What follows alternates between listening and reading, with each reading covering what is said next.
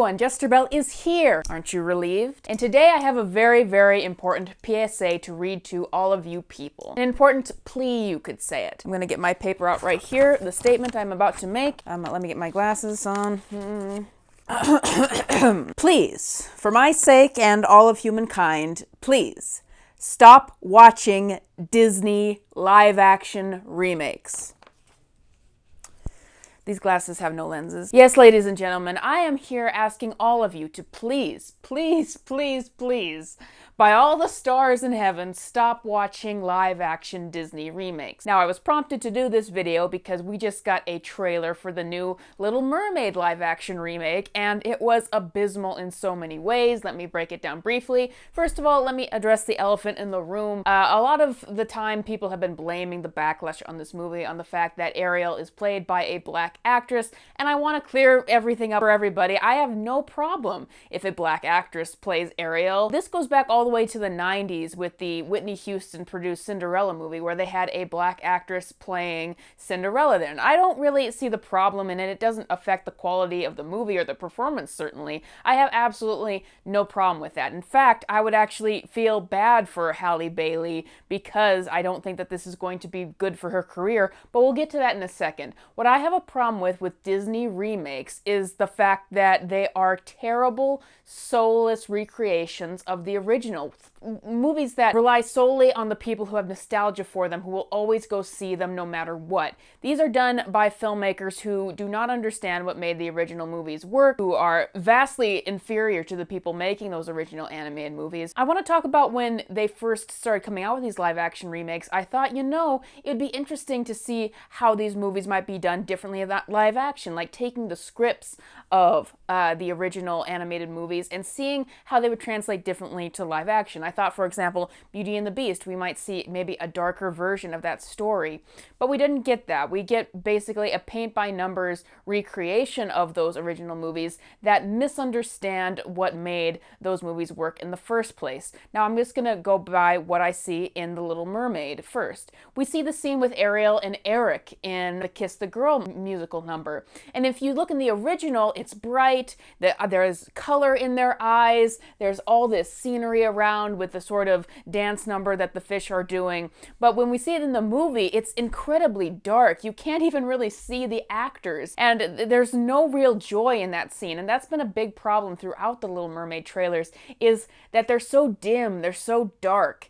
And that is the exact opposite of what a Little Mermaid movie should be. It should be colorful. It's very difficult to explain, but it doesn't even look like they're under the sea. And it's because it was all CGI. There's just a very fakeness to it. And that's what's making it hard for me to get invested in it.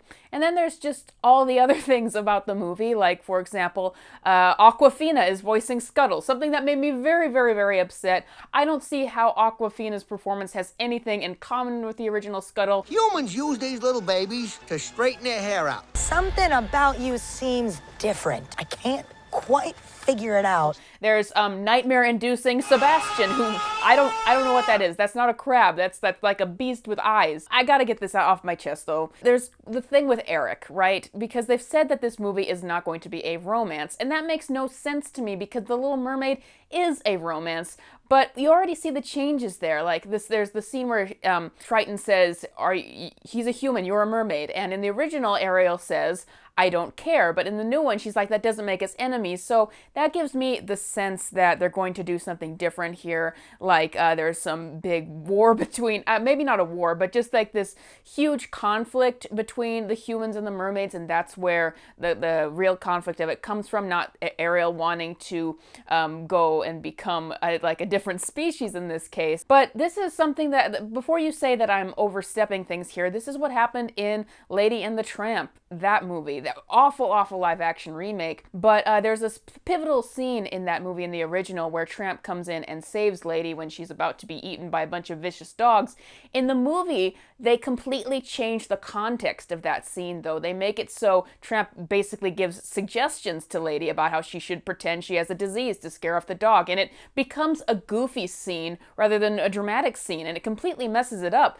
But why did they do this? Well, you can't have the male character, or in this case a dog, rescue a female character. That's just something that is cropped up in these remakes as Disney is desperate to change things. This also happened in The Lion King, where Be Prepared almost wasn't in the movie because in the original version, Be Prepared was supposed to basically call back to Nazi Germany. So they weren't going to allow that to happen.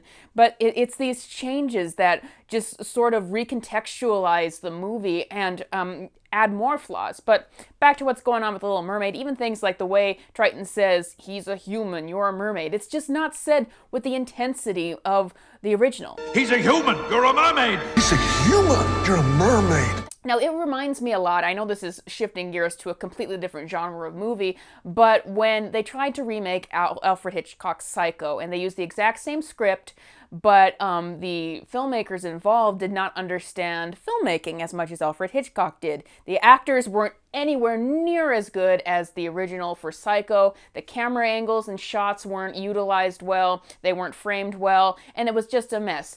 The remake of Psycho is every live-action Disney remake, where you just are trying to remake something that was perfect, that didn't need to be remade, that didn't need to be touched, and you're making a remake of Psycho essentially over and over again. You're just sort of making this mistake of a movie where you're just showing how lesser you are than the original people who worked on them. And that sounds harsh, but I feel the need to be harsh when this stuff keeps going on like this, because here's the big problem.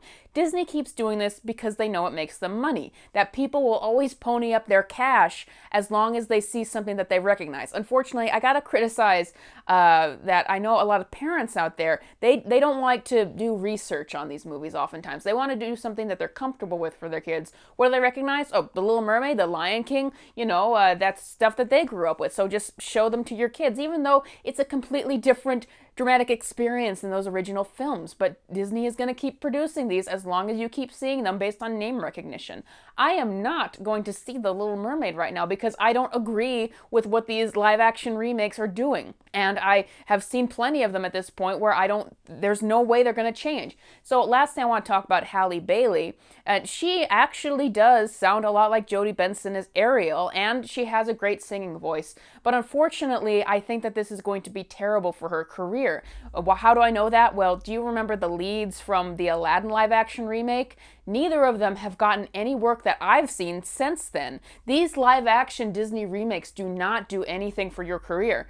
They will give you maybe a big paycheck for the movie themselves, but I never see the actors from these movies go on to do anything else. Even Emma Watson has suffered a lot from her career ever since Beauty and the Beast. So that is why I'm saying everybody, whether you're actors, if you're actors, you're going to want to get paid no matter what.